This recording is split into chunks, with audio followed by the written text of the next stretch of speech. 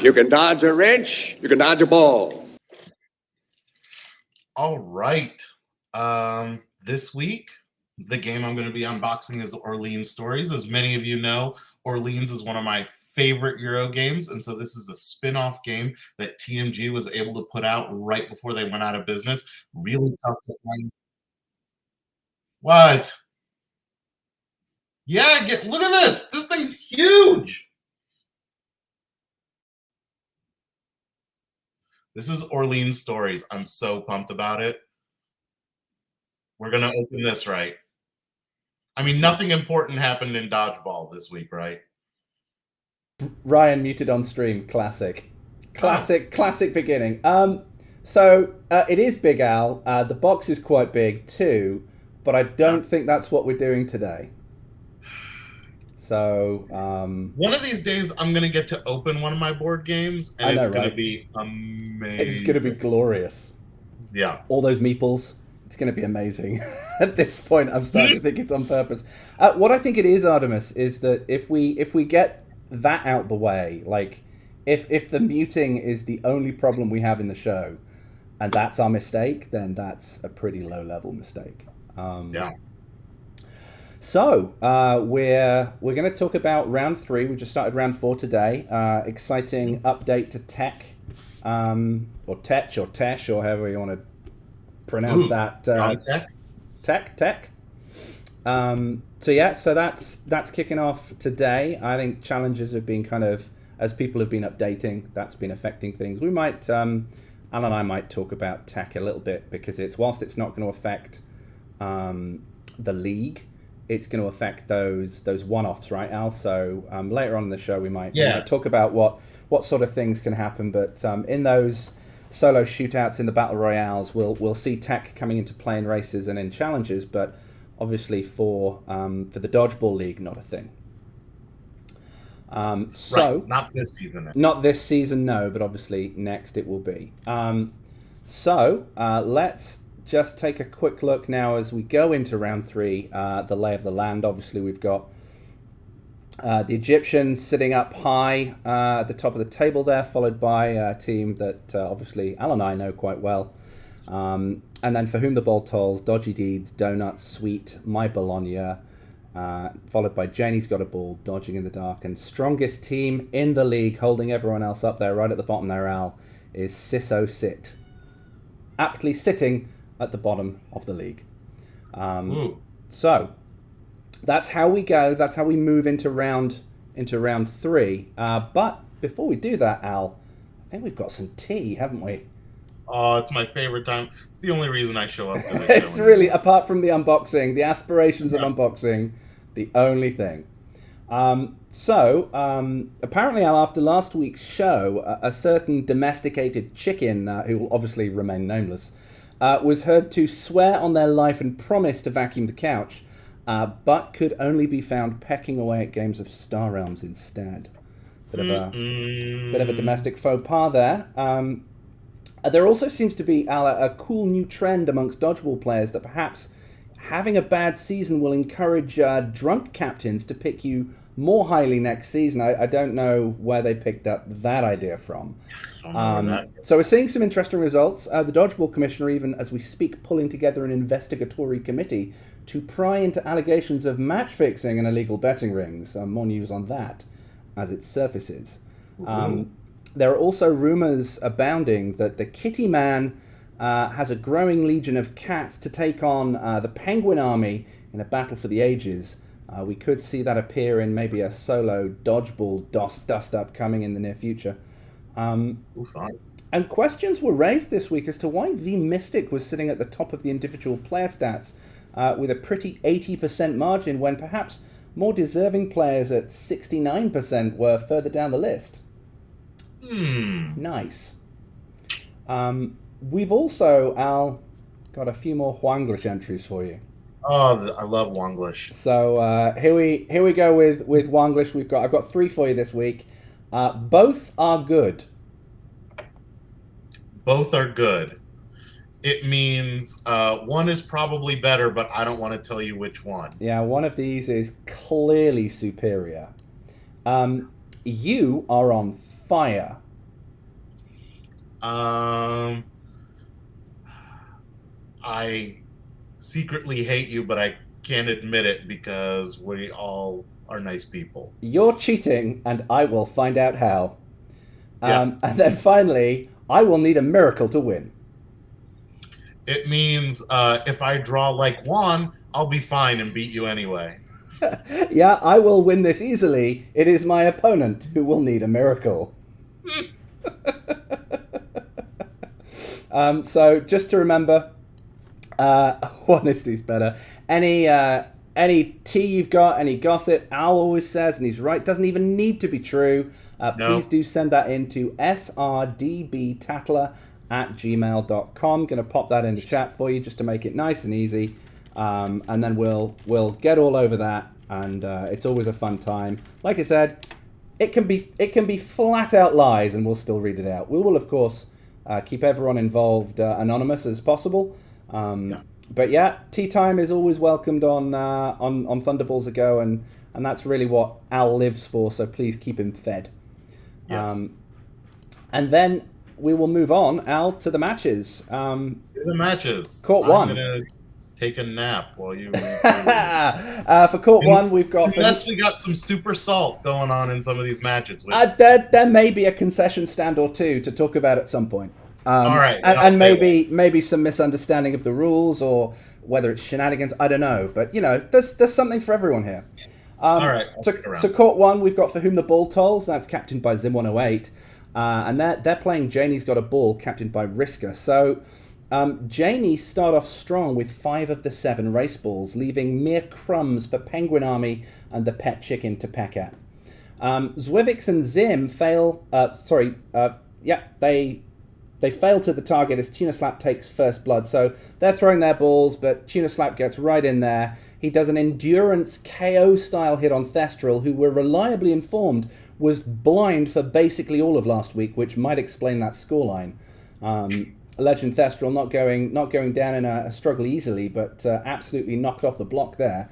So Zim then scoops up 2 balls from Tuna and Ass Clown before eliminating the opposing captain, Riska. Good old captain on captain challenge there. We always love to see that. And Dusto's busy picking on rookies as he eliminates Number Wolf, whilst Zim declares that he's going to... He's going to double fist Destruction Derby Deluxe. And honestly, Al, I'm beginning to think that Zim's gone and purchased an extended Profanosaurus edition here, Dusto and Sabella. So his fisting proves ineffectual, however, as Dusto and about 3 days later Sabella both avoid his indiscreet advances. We now find ourselves in a period of play that involves a lot of posturing and banter, but little actual product, as Zim and Ass Clown get into a debate about how floppy the latter's drive is, and what it would take to decommission it. So whilst Penguin Army goes fishing for tuna, and surely that's too big for a penguin to snack on, Al. Like, bit of an ambitious play there by the Penguin. It all ends up being a lot of hot air, and it's left to rookie Cyberduck to get the game moving again by taking on Deanna B, whilst Captain Cluck accuses the opposition of letting their balls get dusty. Apparently a bit shy of throwing on the opposing side there. Dusto's not having any of that and is immediately debated into throwing at Ninja, who catches him and revives Thestral. Then, to show off what a baller he is, throws back at Dusto and is himself caught but then eliminated. Oops. Schoolboy error. Bahamut, meanwhile, who's been fixated on Zwivix literally all game, finally gets his man and eliminates him. And honestly, I think Zwivix was hanging around for more smut, but as there was none forthcoming, he was happy to just hit the snacks pre-end game.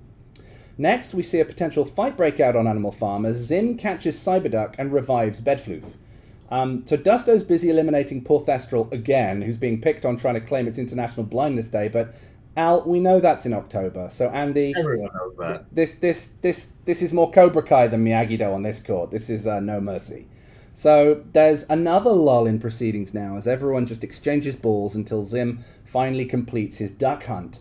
As Cyberduck forgets which controller is which, and our feathery friend is eliminated mysteriously right at the same time as his partner, Bad Wolf, is eliminated by Dusto. Now, I'm not sure, Al, if Duck and the Wolf had ulterior motives or not, but they both hit the showers at the same time. So, anyway, moving on. Now, controversy now strikes as Sabella catches Bahamut and looks at Bahamut and then looks at the bench and then looks at Bahamut again, but doesn't say anything. So Bahamut refuses to walk until he's told. Just straight up throws his ball. Sections of the crowd erupt as surely this can't be allowed, and several players crowd the ref to protest. So, like all things Dodgeball related though, the declaration of intent to revive or eliminate was not explicitly stated, and the throw from Baha is allowed to stand, and the game resumes. Now, as a side note here, Al, we've seen a few instances this season where there's been a rush to the thread, or where a post hasn't been uploaded properly because of a connection issue, and we're interrupting this game to remind you all, as a public service announcement, if you're being thrown at and you think it's likely you're going to die, get your throw out before you actually hit. Like, you have a turn.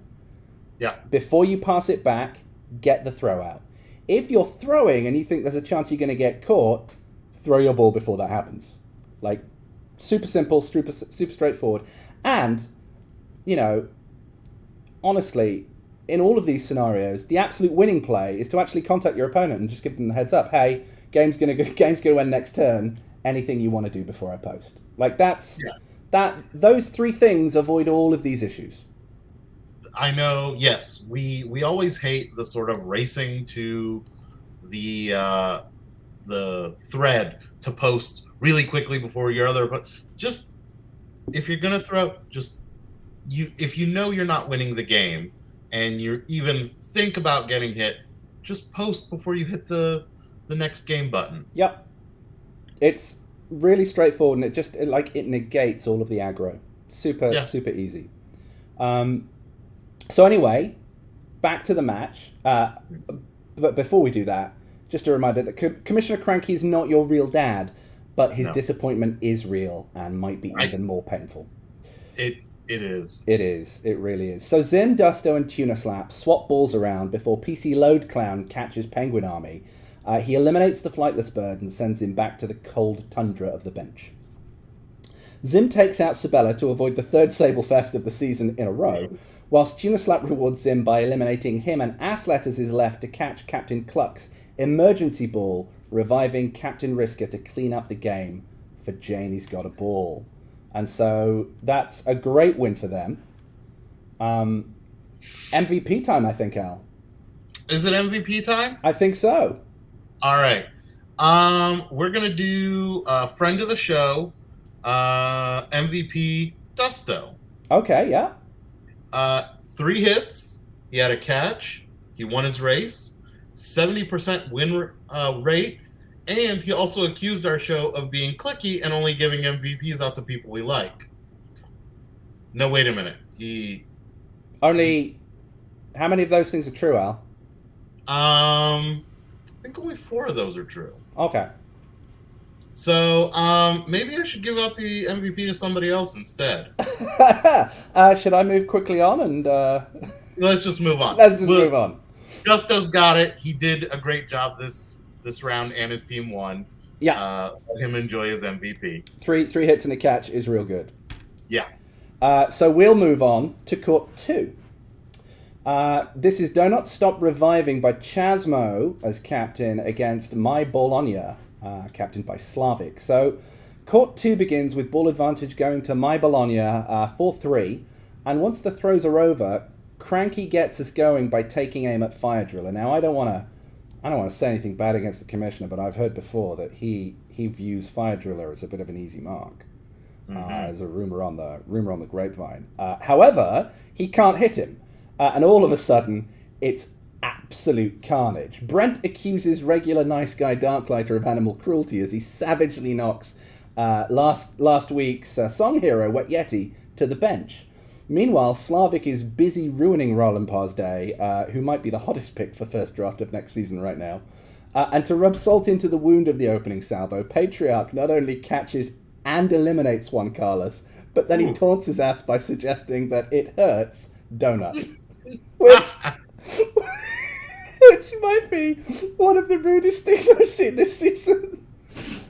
That is spectacular. It's really good. So Cranky Day dodges a few more throws from Darklighter and Fire Driller, but fails for the second time to pin down the German, and now we see some payback in a bloodthirsty barrage. So Cranky Day eliminates Slavic and Patriarch, but is powerless to resist the return fire from Captain Slavic and heads to the bench himself. Osmosis Brent at this time now gives the entire court pause for thought as he puts Elizabeth off her throw through a series of unsightly dance moves. I think the kids today, Al, call it twerking. However, it does get Kinky's attention, who claims it's been far too long since he saw such a glorious display of a Leviathan, and immediately throws at Twerkmosis Brent. So, I mean, if you're looking to get Kincaid's attention, there's a hot tip right there. I mean, Al, I have questions, and I'm not 100% sure I want answers, if I'm being honest. No. Really don't. So inevitably, Kincaid takes out Osmosis Twerk, and Chasmo destroys the Wolfhound.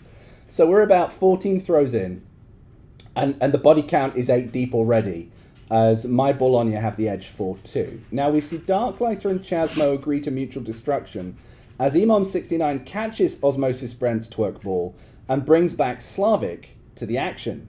So Chasmo himself has an emergency ball that he manages to deal with Kincaid, but now it's 3-on-1 in what is becoming a common sight for the Donuts, and the last man standing is Sir Thestral, who's targeted by a whole lot of Bologna. So, curiously at this time, Slavic announces both a handoff of a ball from Kincaid to himself, and then throws at Sir Thestral. So we have to question whether the power is going to Slavic's head here, Al. I mean, it clearly just doing as he pleases. And I mean, in fairness, he is a captain, so he has the right, but quite a strong-armed approach there. Yeah. How do you feel about that as a captain yourself?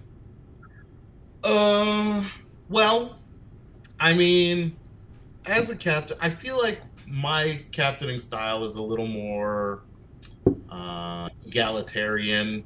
I want to get as many people involved, and I don't want to just take balls from my teammate. With that said, sometimes you have a teammate who sort of checks out for a little while, is unavailable, life gets in the way, and you got to step in to keep the game going. Yeah. So I can see both sides of it. Yeah, and I think Kincaid works odd hours as well. Like I think he's a day sleeper or whatever. But yeah.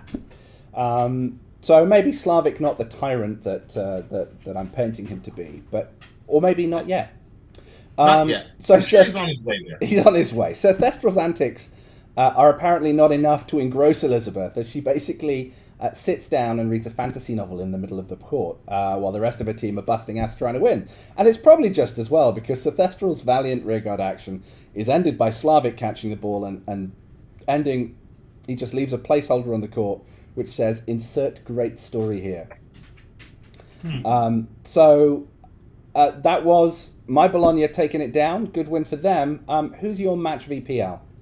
I'm going to have to go with our own little sort of Napoleon, the little angry captain. Match MVP is Slavic.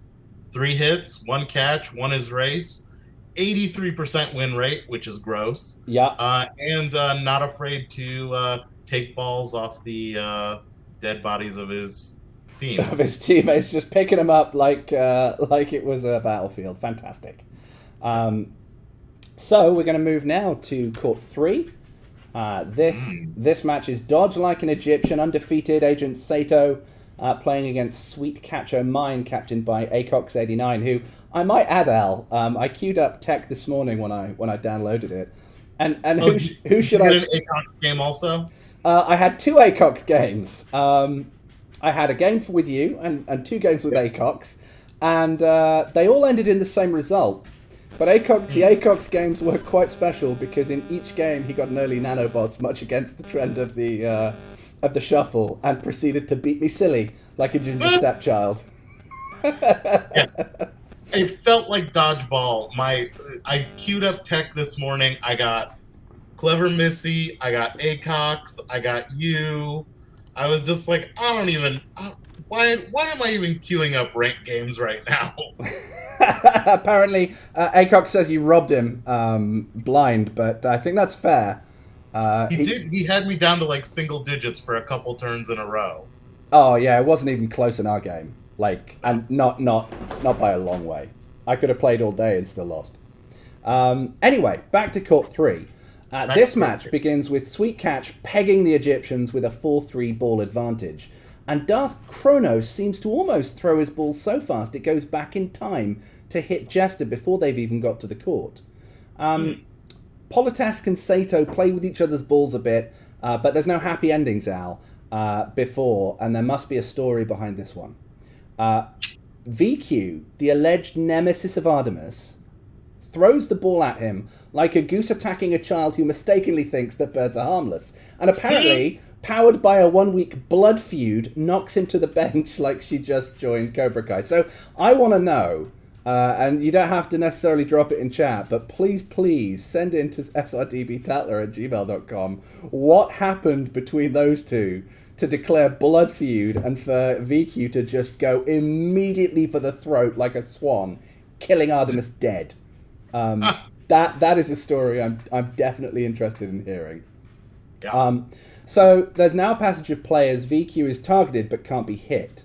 And then the Mystic, stirred by his teammate's plight, takes the ball of Acox and just straight up kills Darth Kronos and Acox in a quick salvo of machine gun fire. So Mo catches the ball from Cisco Alvarez and revives Darth Kronos, whilst VQ, clearly with the bit between her teeth this week, takes out Captain Sato courtesy of some docking shenanigans. So, Cisco Alvarez, apparently a renowned lover of foie gras, now perhaps a little miffed that Darth Kronos is back on the field of play, or perhaps that Marauder Mo caught him, has absolutely had enough, and takes Darth's ball away before eliminating him, and then does exactly the same to VQ when she tries to put him in his place. So, takes the ball off two of his opponents, and then sends them packing, one after the other. Just great. So it's now 4-on-4, and Cisco Alvarez appears to be out of good decisions from his Magic 8 Ball, and throws at Balkan Beans, who up till now, Al, had been frozen out. So, just for anyone who's not familiar with the sporting terminology, freezing a player out is just basically taking them out of the game, making sure they're not a part of it, and ignoring them effectively. They've got to have lost their race ball, or have thrown and lost the race winning ball at this point for that to work. But can be sometimes effective against a player who you might fear will destroy your entire team. Right. So Bork right now gets involved.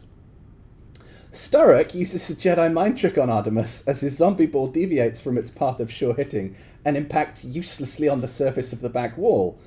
Cisco, however, is not so lucky and has his ball caught by Bork the Yoshi, who eliminates Cisco and throws straight back at JP.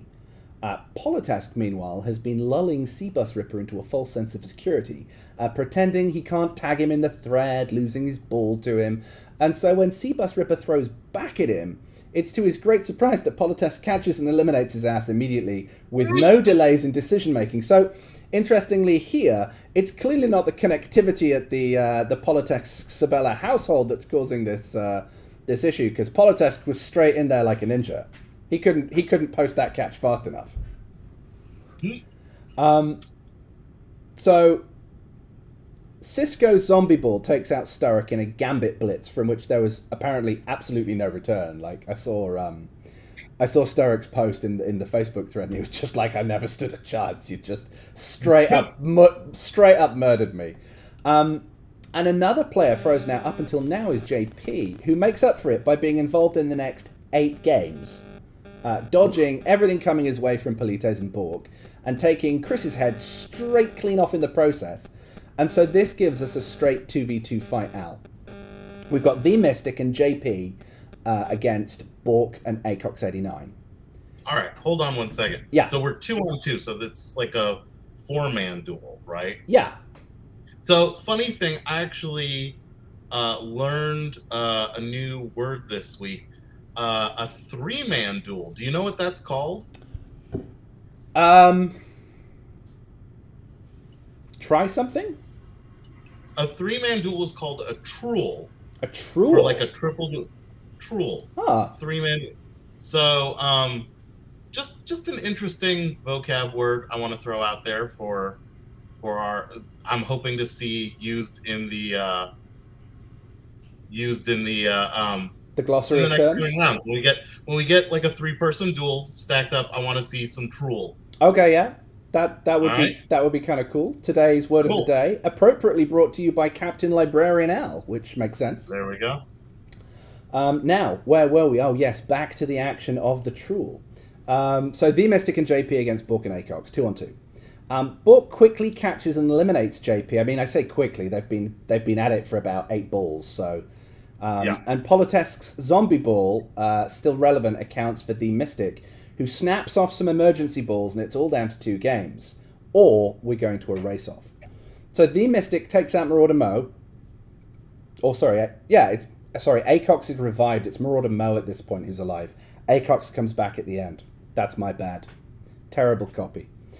So the Mystic accounts for Marauder Mo, and it's 1 game left. It's the Mystic's ball against Bork. Now, Bork, who is not always known for his verbosity, in fairness, perhaps, gives a little... Anybody who's played with him in Platinum knows he will post results as just a series of letters. Like BNB, DEF, and then your initials. Yeah, it's economical. He's economical, Al.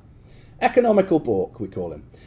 So, yeah, not necessarily usually the most verbose, but he gives us a little colour on this game with the Mystic, as apparently the concession stand opens for a discard lock to end the game. Now, there's some back and forth about how much detail was really needed and whether it's sporting, and it transpires through Alderin's helpful commentary that Bork conceded in round 1 to Aldrin in a discard lock in exactly the same way, and there's chuckles almost all the way around. Now, I think it's worth pointing out here that I don't think there's anything... There's nothing to stop you from conceding in Dodgeball. It's maybe frowned upon to an extent, but there's nothing to stop you. It just defaults to the greatest loss result you can suffer in any given game. Right. And realistically, a discard lock, a bit like a combo in any game, it's just a matter of time. Like if in Magic the Gathering, if someone shows you a storm thing going off, then sure, you can just... I mean, I'm the sort of person actually who will be like, no, show me how you're going to kill me. Please make a mistake. But I don't think anyone's going to criticize the Mystic for conceding in this situation. No. And I think it's reasonable actually to say that it is a discard lock, because it makes the concession a bit more reasonable. Like if you hear someone conceded, you're like, oh, there's a little bit of salt going on there. But if it's a discard lock, it's like, why waste the time? Like they are going to inevitably catch me. It's over. I have lost Dodgeball games to a discard lock, and I'm like, we can sit here all night and keep taking turns, and I can wait for you to get that differential, or we can all just save a little time and do it right now. Yeah.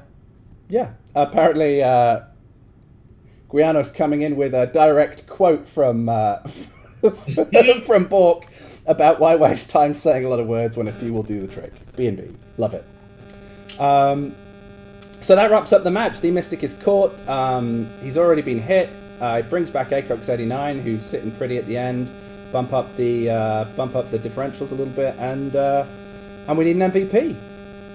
I guess our MVP will be, in his words, MVP equals BNB for 3C 63 WR and GW catch.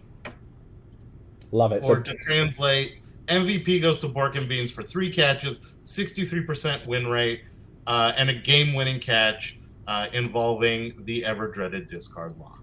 The ever-dreaded discard lock. Doesn't happen often, but it's always a clutcher when it does. And then we move on, Al, to Court 4. Now, we've been kicked off our usual court. I mean, not that I always know what court we're playing on, to be fair, until I come and do the write-up, but usually we've been, I say usually, first 2 rounds, we've been on Court 5. I thought that was our court, but apparently not. We're on Court 4 this week. As Never Gonna Get You Hit, captained by SilentAl, come up against Dodgy Deeds Done Dirt Cheap. I mean, D3DC is maybe a good acronym for that. Sure. We didn't think about this show when we let people name these teams and how often we would have to say their names over and over again. So, well, that's why Sissosit's a thing. Like, it's Janie's got a ball has just become Janie. It's better than J-Gab, I think, but I don't know. Maybe that'll catch on. J-Gab sounds like some celebrity couple name. It does actually, now that you mention it. So, we've got D3DC edging the race 4-3, and Raka claims he has the biggest ball of them all and immediately throws it at Clever Missy, and Compton P is straight onto Baggio's case. Baggio, though, leaves Compton P thunderstruck as he catches and eliminates him immediately. The man from down under proving that he does in fact have the thunder. A few throws fly across the court before Raka, taking ball 3, attempts to massage his way to victory against Baggio. Now, alarmingly, much like a Harlequin novel, whatever it was that Raka was doing with that ball, it leaves Baggio too exhausted to dodge, and he is hit back to the bench in short order. Raka employing some unorthodox, I think, dodgeball moves there. Mkolo now catches Tatiana, and technically this is another, in fairness to the posting to the Facebook thread issues that have been going around this week. Mkolo catches Tatiana technically before Baggio was eliminated, and even though Raka was faster to the thread, when Mkolo sobers up and asks what she should do, basically the entire team come back and say, oh, well, technically elimination's the only option because the Ukrainian killer was killed before Baggio, so there was no one to revive. So Tats is sent to the bench to cool her heels for a while. Before she hits the bench, though, Tatiana catches SilentAl's throw at her, slapping Compton P back into action. Now, it's worth mentioning here that Al was really, really busy this week and didn't even see that someone had killed Tatiana and threw at her before that was on the cards. So I had a sick kitty and I wasn't paying attention. And my favorite part of that, though, was after she caught me, Tatiana then messaged me and goes, I'm sorry, I was busy. I think I misplayed a few times. I didn't play my best game. And I was like, the hell, you caught me. How much better do you want to play? Don't apologize to me. And I think the answer to this question is that Tatiana always wants the perfect game. So, but yes, how badly did she play? Well enough to absolutely smash you and catch it. So she played pretty damn well. Pretty well. Yeah, pretty well. It's classic Tats. So before Lady Stacy then eliminates Vorazori, whose zombie ball eliminates Mkolo, all very neat. And then he hands his off to Alderan. So in the intervening time, Mkolo's thrown her zombie ball at self-confessed poop stealer Raka, Rob Brown, for those who aren't up on the people's real world names. So Alderan loses his first ball to SilentAl, and then tries to sweet talk him into a theme with Alderan this season, definitely, and a few others. Tries to sweet talk him into returning it, but our captain is not for turning, and instead throws it straight back at Compton P. Saddened, Alderan then decides it's free ball day, and gives his other ball to Hypaspist, who graciously returns the favour, Alderan avoiding the ball by virtue of not showering, but it's not long before the thirst monster is back for more and drowns his sorrows in a base wall of beers from the bench. To translate that into real-world speak, I threw at Alderan, I missed him, and then I threw it at him again and got Exactsies, and it was glorious. Raka throws disarmingly at Boop Stacy, who is forced to retreat to the bench, whilst Corey Bear, or as I believe he's being nicknamed this round, Dirty Bear, produces a monstrous hit to wipe out Dakarin from maybe even the next game with a 127-point differential. So a true endurance-style hit there, knocking Dakarin out of the game. Yeah. Now, Al, perhaps not having his most glorious beginning to a game, is caught by Compton P, who chooses to revive Tatiana instead of eliminating the opposing captain, whilst Hypaspist sets to work with Compton P and is mocked mercilessly as it takes him 3 throws and no small amount of gift wrapping to finally convince Compton to accept the mysteriously produced and in no way trap-laden gift basket that is totally and innocently left on the bench where he can retrieve it, much like a Trojan horse. So Compton P, after 3 games, finally trudging off again. Raka dodging Corey Bear elicits some captain-on-captain action as the two of them go at it, but it's a silent sneak attack that gets the job done and gets renowned Poop Borrower to hit the showers early.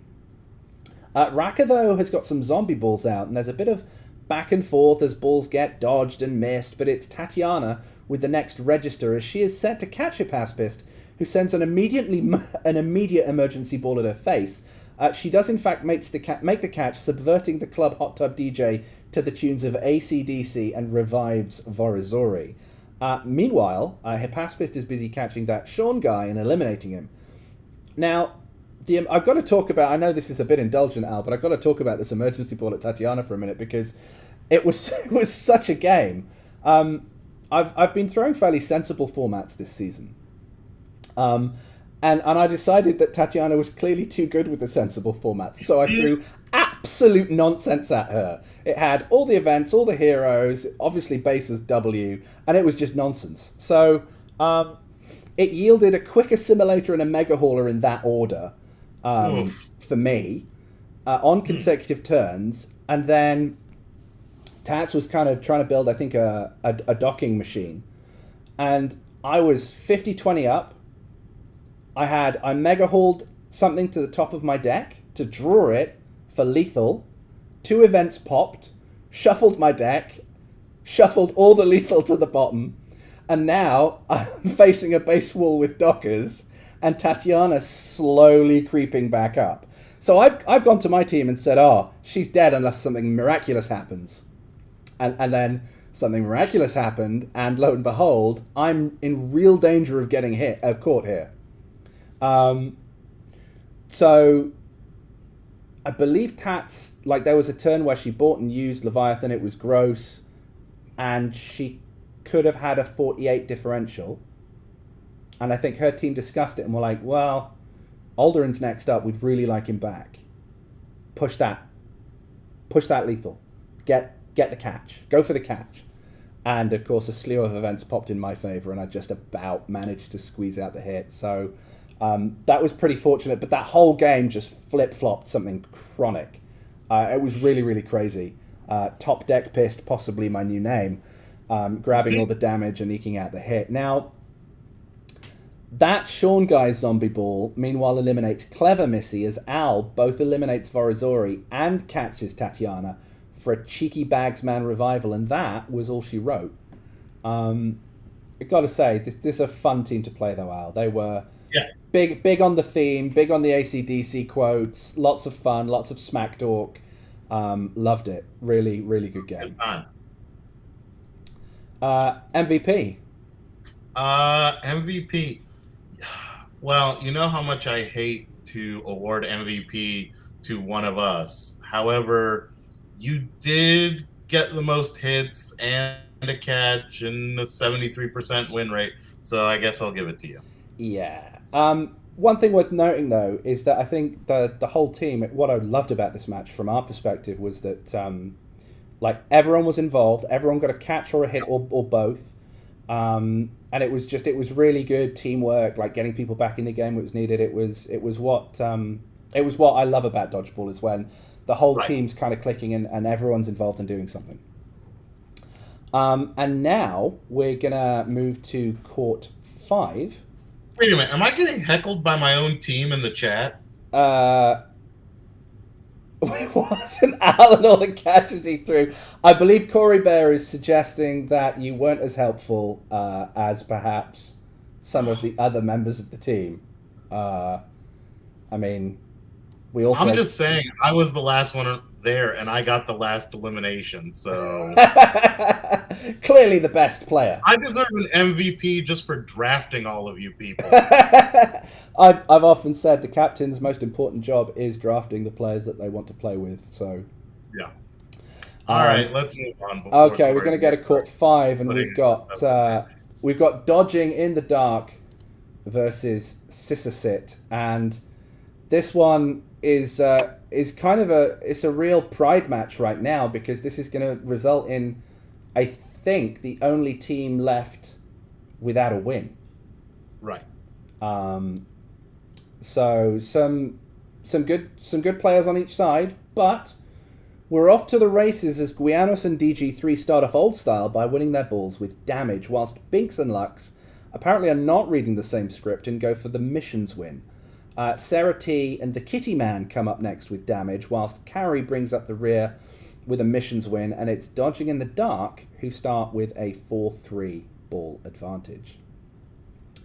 So DG3 can't take out Agent C Kitty, who bottom decks everything early and instead winds up at fellow Floridian, who tolerantly tells himself to get back where he came from whilst Guianos is busy beating up old ladies. He sticks Super Grandma behind a pillow fort on the bench where the worst thing she can do is harm herself from her own tantrum. Binkley, seemingly obsessed by poop this game, is sidelined by Lisa as he throws and throws and throws and throws at her again and again and again and again. So we won't hear from Darth Binkley for a little while because he's tied up. He's tied up on the sidelines, cleaning poop off the deck, or at least trying to. Tim's busy hitting Yarboa, but can't help overhearing Lisa call him a cheater. And I'm not sure we're going to get clarification now whether she said it was because he was a fast cat man, or whether Wise Wizard need to go and look more closely into his legend status. But moving swiftly on. He beat me in the Legends finals, so I wouldn't put it past him that he needed a little extra help. Clear nefarious activity going on there. Yeah. Now, Simply Steph, again, another character that is always fun to come across in a thread, either can't remember or, and I think this might be the case, simply can't be bothered to put down the whole score against DG3. All we know is that she won, and it wasn't a catch, and that DG3 sent a boring format. So she was capable of typing all those things out, just not the number part. Wow. And so the fact that he sent a boring format to the one person most likely to give him crap about it, which, of course, let's face it, she gives everyone crap about it, but if you send Simply Steph a boring format, she will heckle you for days. Yeah. So the Kitty Man boops Binkley before he can continue his assault on Poop Deck, who takes his ball anyway. And Lisa then fearlessly throws at DG3, but immediately falls narcoleptically to sleep as Grandma forces her to face into the book Dune, which apparently is just how their chat rolls, I guess. I mean, narcoleptic Dune readers ahoy. This is a member of your club. Meanwhile, the silent assassin Lux, notably famous for being incommunicado, is busy finishing up Rip, whilst Season 8 draft favourite Agent C13 and Sarah T are busy dodging and missing Guianos and Markbot in short order. Now, Markbot, now thinking Viserys is his friend, and anyone who knows Viserys knows that he has a sharp tongue at the best of times, erroneously throws at the cock-heckling chef, who confesses to, yes, wetting himself instead of catching the ball, but apparently ends up with it anyway. And I don't know, Al, why would you? It seems like an odd admission to me. Their banter devolves into a man-bag fight at the side of the court, which most unseemly. So we've now got 4 players sat on the sidelines.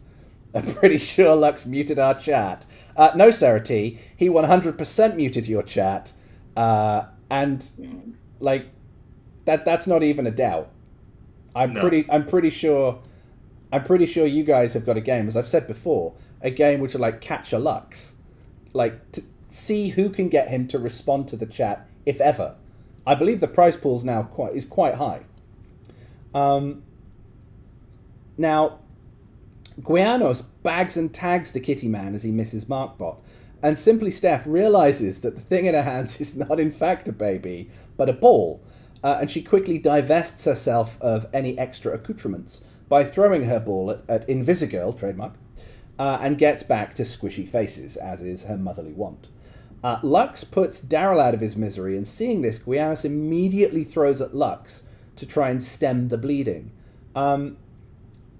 Now, Guianos appears to view himself as a vending machine in this scenario, quickly running out of balls as he takes Sarah T's but loses his other to Steph and Lux, and Lux returns ball to Vendor with extra interest and knocks the Catman, or I guess the other Catman, into the next match. So at this point, MTG IRL pops up and throws again at Sarah T. First contribution to chat is almost at the end of the match. Having missed from her first throw, and we never hear from her again, as Dino Mom kicks her out with her ball. So MarkBot is now in a familiar position for this poor man, MarkBot 3000. He's now alone, on his own on court, smiling at DG3's zombie ball, takes out Poop Deck, and makes like he's going to throw at Viserys, but instead does a little shimmy and aims for the head of Lux, which I think would be described as a bold move cotton. Unsatisfied with only one ball in the air, and I don't know whether this was because he thought he was going to get caught, MarkBot now throws also another at the Dino Queen herself, and I love this, he pumped fake, and we actually had a chat about it in the week, and I suggested to Mark that Steph, her favourite formats were the boring ones, with a little wink, and so he pump fakes the V. He I don't know whether he actually threw V, but he makes like he's going to throw V.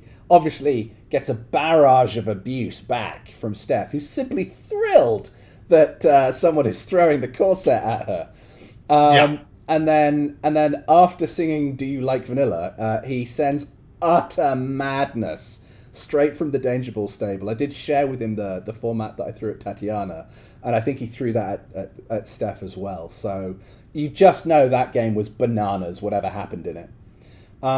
Meanwhile, Lux, having taken Mark's ball away, is sick of his Wilson. I didn't really get that reference, but it had someone's face. And sends it straight back, and in cold blood just eliminates MarkBot to end the match. Now, there are 2 zombie balls now aloft, which eventually resolve. I couldn't tell you when. I couldn't tell you how. I just know that in the sheet it magically happened, but in chat there was nothing. And MTG eliminates Captain Sarah, and Simply Seth succumbs to Mark's Danger Ball, and the breakers and the round are complete. So we've got Court 5 done. Sissosick get their first win. Dodging in the Darker are driven down to a 0-3 start, which not even a champ. Well, maybe. I don't know if 0-3 could come back, but they might be playing for pride now. Who's the MVP, though, of that match, Al? We have to go with the one player who chose not to listen to his team whatsoever, Lux. 4 hits, 3 catches, 3 dodge, won his race, 86% win rate, and most importantly, the most important stat line, muted their chat. Most important stat line, muted their chat. I mean, that's pretty baller. Yeah. You're playing in a team game. It's a 9-match season, and you go it's not even. I don't know. Here's a question. It might be Sarah T might be able to answer it. But did he go? Do you think he went straight to mute, or did he see the nonsense that immediately pervaded that chat and was just checked out after 10 minutes of the group being set up? What do you think happened? Because it's full of rogues, so rogues are pretty chatty people. So I'd be interested in finding out whether he gave it a chance, or it was just hell to the nah, and just hit mute faster than you can say scoplet. That would be an interesting one. So we've got a couple of awards of end of round awards to give out, and probably going to talk about Tack and Dodgeball, aren't we, Al? Yeah, sure, we can. So we got MVP of the round, which is the best performance of round 3, and then we've got Moneyball, which, to remind everyone, as we always do, is awarded to the player whose performance for the round provided the most quote-unquote value compared to their draft position. Where do you want to start, Al? Let's go with MVP. Yeah, okay. MVP is B&B, Bork and Beans. Yep.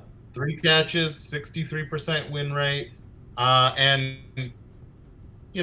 depending on your perspective, game-winning catch. Yeah, solid performance. 3 catches. I mean, any amount of catches in a game is good, but 3 catches in a game is definitely solid. And I think last week's MVP was close one. This one, not even, was it? No. I mean, there could have been an argument for maybe Lux, but B&B pretty much ran away with this one. Yeah, sorry, no, I was thinking of the of the Moneyball. Are you talking about the Moneyball? Yeah, I was talking about Moneyball. No, last week's Moneyball was close, but this was just a runaway train, right? Yeah, no, not even close. This one goes to everyone's favorite ass clown, Jason Shaw. PC load he was leather. a 5th round pick for Riska. He didn't get any hits, but he had 2 catches, 2 dodges, and got him the Moneyball. Nice. And that, I think he had 7 balls thrown at him in total. Yeah. I mean, there was actually an argument for MVP in his match, but like no balls thrown is usually a bit of a killer on that one. It was a very great defensive effort. But, yes, absolutely. Yeah, with no offense, it was sort of tough to make him MVP. Yeah. Plus, we didn't want to be accused of collusion and clickery again. Not again, no. Not again. But so Tech Al. I mean, I wasn't in the beta. I played literally like probably 4 matches this morning while I was procrastinating on Thunderballs. But it seems like it's going to be fun. I don't know how much of a difference it's going to make to races. Although one thing I suppose to note is that some of those tech cards. And I think Darklighter and the Mystic's assessment of tech on Mega Hauling was that you wouldn't buy them early. You maybe buy them mid game. You definitely buy them late game. And when you buy them late game, you always buy them late game if there's nothing better. You just always take them from the row. Is there an argument in a missions game? Because some of those cards where you can top a card, or you can look at the top 2, discard one, stack your draw. Is there an argument for maybe picking them a little bit higher in a missions game that could only last a couple turns? Yes, and I mean the famous sort of answer to every Star Realms question is it depends. I mean, it depends on what mission you have, for sure, and whether or not the one that helps you top deck. That's great for missions because that helps you sort of load up what you need to score a mission. Also, the one that gets you 1 damage or 1 life may seem inconsequential until you've got diversity and you need that 1 little extra bit to get you to trigger diversity. I can't count the number of times on 2 hands even that I've had diversify and I've been 1 short on either the authority, like Storage Silo is a great example. That's 2 authority. Yeah. And sometimes that's all you've got. You just need that 3rd one, and there's a piece of tech that can help you out with that, or that 5th damage. So that might be. I think there is an argument for with a missions game taking them early, but some of them get a little tougher. The one that I love. I mean, I know it's not the best tech card, but it is, and I haven't learned their names yet.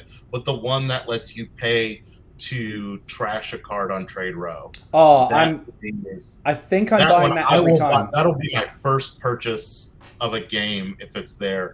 I just absolutely love that one. Doesn't it only cost 1? I think. I believe it only costs 1 to buy and 1 to activate. And I think I think that's a no-brainer. You always buy it because how many times do you just need to get something off the row?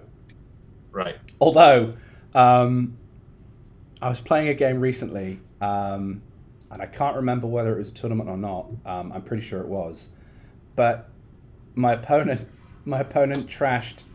There was a bomb and they trashed it. There was another bomb and they trashed it, and then Levi showed up afterwards. So sometimes it just doesn't matter how many times you trash things. Sometimes the RNG just decides you're not gonna win no matter what you do. Yeah, it's just it's a losing proposition, isn't it? So that makes the races interesting. Now, one thing, and I can't wait for it to be involved in league play, because there was a lot of chat in Rogues, and I don't know if the beta players have played around with this a lot more, but T really gives us some fantastic flexibility on format names. Oh yeah. It brings, I think, one of the ones that, because I try and keep it relatively family friendly on the language front, because obviously I've got children around the house, but Runt is one of my favorite formats. I think it's like sending someone Runt is just a real diss track waiting to start, right? Yeah. And also I'm still quite trying an to exciting figure one. out. Well, I was trying to figure out which base set can go with a see you next Tuesday throw. So, well, you can add bases, promos one, and gambits to that, and if you use vanilla, that is quite an interesting format name. Just tossing it out there for you, Al, if that was something that you were partial to. It might be. Yeah, that's a good one. I mean, you can have truck as well, which is very banal, but feels like a big hit. There's definitely a couple. There was a lot of format names flying around Rogues yesterday. That's all I'm going to say, and I'm sure none of them were particularly politically correct in any way whatsoever. Oh. In fact, I think PC Jason was trying to get me to crack out the Profanosaurus. And see if we could match format names to Profanosaurus entries. So that might be something that comes into play later on. Actually, while I'm here, just in case anyone wonders what I'm talking about with the Profanosaurus, it's this absolutely delightful dictionary. It's a profane dictionary. It's called Roger's Profanosaurus, and quite simply, you need it in your life. Unless you're very meek, but... I mean, in all honesty, you've been doing real well on my team, but I mostly just drafted you for the Profanosaurus because when you brought it up and one of our teammates asked, "What is that?" and then you sent some recordings. Was it Stacy?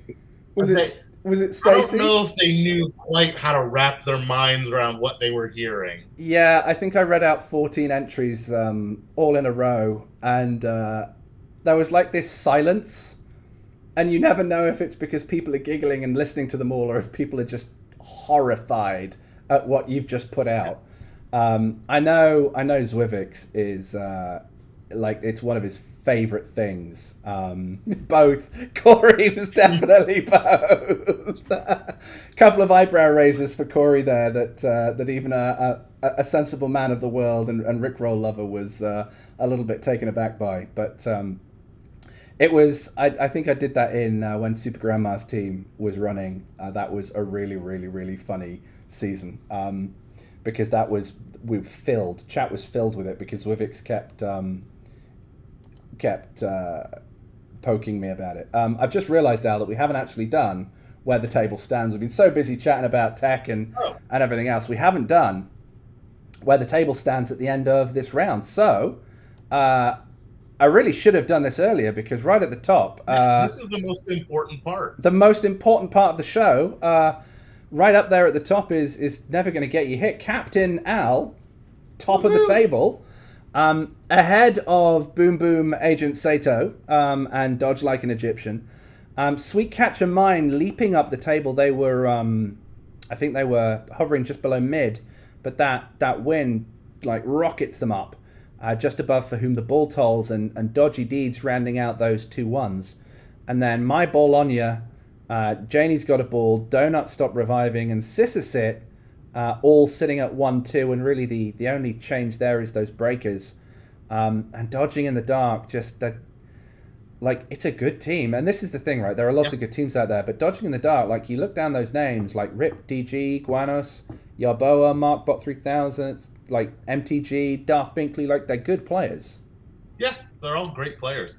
It happens to a team, and it doesn't mean that the season's over for them, and it doesn't mean that they're going to go winless. I mean, we've seen plenty of teams start 3-0 and tank it and not make it to the finals. We've seen teams start 0-3 and end up with a winning record. So it just it'll click in eventually. And when it does, and like I said, that one game where we played Dodging in the Dark, Rip and I played some friendly games, and he beat me endlessly all evening until it was like 2 a.m. and I had to go to bed, and I might have been crying a little bit. But yeah, no, they've definitely got the talent, and I think anyone can beat anyone in this league. It's what I love about it. Right. But before we sign off, I did make a promise to a certain handsome and very nice individual that we would raid. We're going to try and raid Matt. Look at you becoming like a professional streamer, looking like using all the like lingo and stuff. I know about that, but we'll see how it works out. It might not work, Right. or it might do nothing. But we're going to try and raid Matt. If you've been and seen Matt stream before, great. You might follow him already. If you haven't, drop him a like, subscribe, whatever the thing is on Twitch. Try and hang around for 5-10 minutes and just chat him up. He's a really nice fella, quite insightful, lover of the game, big contributor to the game, and just generally a really nice guy. So let's see if this works and we can crash Matt's stream. And it looks like we are about to in 6, 5, 4, 3, 2, 1. Thanks everyone for coming. Bye.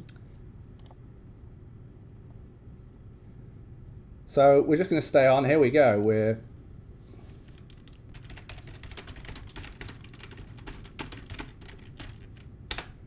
It's connected to chat. I think we'll stop. We'll kick off and we'll let Matt get on so that people aren't watching us. Anyway, have a great week.